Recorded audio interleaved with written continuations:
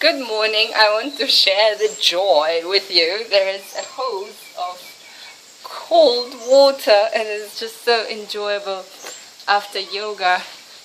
Look at it.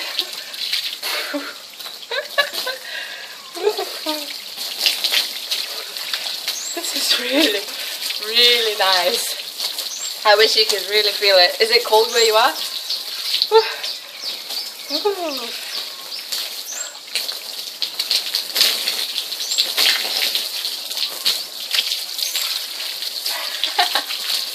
I'm getting the tablet wet.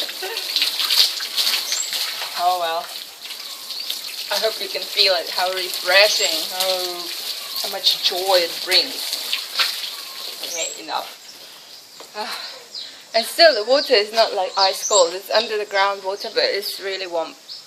What I want to talk about today, and this is not underwear by the way, it's a swimsuit, it's just white, is talking to women, because you have emailed me asking for tips on talking to women and why is it difficult to talk to women. It's not difficult, there is nothing different between men and women except that yes, we have different hormones and different personalities, but hey, there are so many women with masculine personalities that you probably know them at work and you feel really comfortable talking to them, so there is no way you should be scared of women. And there are many men with feminine personalities, and you know people like that around you, yet you don't realize that you talk to men and women comfortably without actually concentrating on it every day.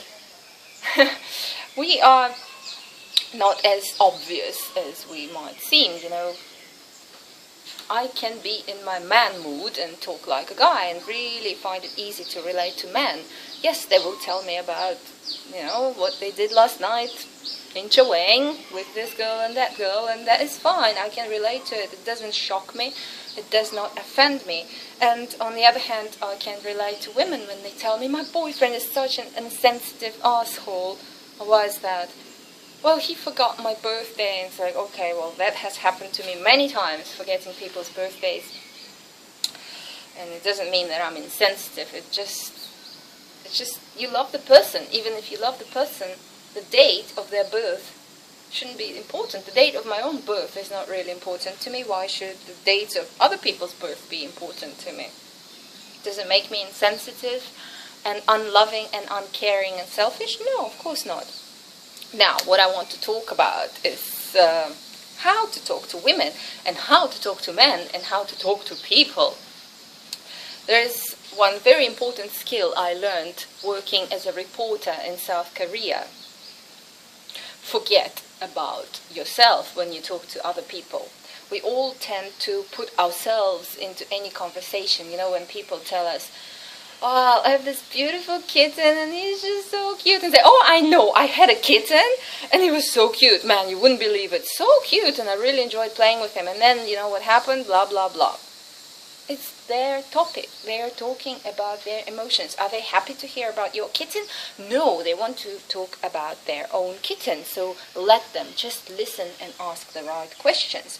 As a reporter, and you can see it on TV or listen to it on the radio, when there's a reporter interviewing somebody, they don't say, oh, I know what you mean. You know what? I had a similar experience. No, they are just there. They are the voice. They are the voice that asks the right questions, so that the person who is answering questions feels excited and happy to answer the questions and make it into an interesting story for everybody else to listen to, including the reporter. And sometimes they go like, oh yeah, and you can see if the reporter is not an experienced one, they lose attention, they lose this concentration on what the other person is saying, and it sounds really like they don't care. Well, only the unexperienced reporters do that, and let's try to avoid this doing with other people. You're not a reporter, but if you want to build connection with another person, you have to ask the right questions, listen, and forget that you exist just for a while, until you build a connection and until the other person feels that you are genuinely interested in them, and then they will ask you some questions. But it's not your chance to start telling them your whole life story.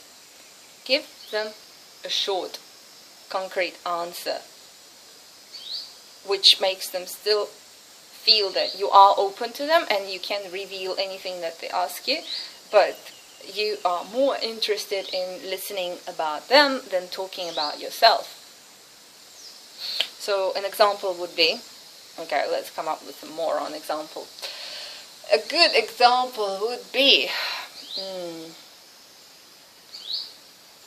you're there sitting with a girl in a restaurant and you ask her about her friends, like, who's your best friend, what do they do, or what are they like, are they in a relationship, are they successful in their business, are they happy living here in Samui, blah blah blah. And then she feels that there is a certain imbalance, that you are not really talking about yourself much, so there's a little bit of doubt in her head. Is he being really secretive and doesn't want to reveal any personal information to me about him? And at that time she asks you, so tell me about your friends. And you go like, oh, I don't have any friends. Oh, I don't really like to talk about it. That closes you off. That breaks the connection. So, yes, I have about 5 really close friends, but yeah, we're friends from childhood. Really enjoy spending time with them. That's it. This is enough. You don't need to tell them my first best friends is Mark, and he's really good at this and this, and we had a blah, and we traveled together, and this, and this, and this, and this. This is not what she's asking for. She's asking for some feedback, but yet not overpowering her speech. Some sign of you being open. So cut it short, although you might really enjoy talking about your friends. So be a reporter. And sometimes when you work as a reporter, people do ask you questions. Especially when you speak Korean and you're a white girl interviewing them, they will ask you in the end, oh, so how long have you been here? Or where are you from? Then you don't say like, hey, well, I don't want to answer any of your questions. You do answer, but you don't go, well, I have arrived to Korea in 2002, and da-da-da-da-da-da-da, and da-da-da-da-da-da. No. Let's keep it short, yet friendly and open. And this is how you talk to women, this is how you talk to men, children, and anybody else. Listen to them and ask the right questions. How do you ask the right questions? Not by using your brain, but by using your intuition and observation skills. You are really listening to what they have to say and make your questions according to what they have to say, not in your head while they're talking, because they might have gone in the other direction, yet you've prepared a question and now you're going to ask them, and it doesn't flow because they are already moving in a different direction. Conversation flows. It's like a tree. You start at the trunk, then you take left at the first branch, right at the second branch, and you end up somewhere at the top of the tree. It is like a conversation. You never know where it's going to go. Okay, I think I'm gonna get another splash of water after this. This is so refreshing. It is the hottest time in Thailand now. In Bangkok, Krung Thep. Krung Thep is a Thai name for Bangkok. It's not called Bangkok, it's called Krung Thep. And it is the longest city name in the world. It's like 3 or 4 lines long. Krung Thep Mahanakon, blah blah blah blah blah blah blah blah. And if you're interested, look on the internet what is the real name of Bangkok. Anyway, the temperature yesterday I think was 37, they said on the radio. Here it's a lot more fresh because there's a breeze from the sea, but still it's really nice and warm, and even the underground water is warm for some reason. Not too warm, really refreshing. Okay. Right. You're going to try being a reporter today or tomorrow, whenever you feel like it? Good. And I will say bye-bye until tomorrow. Bye-bye.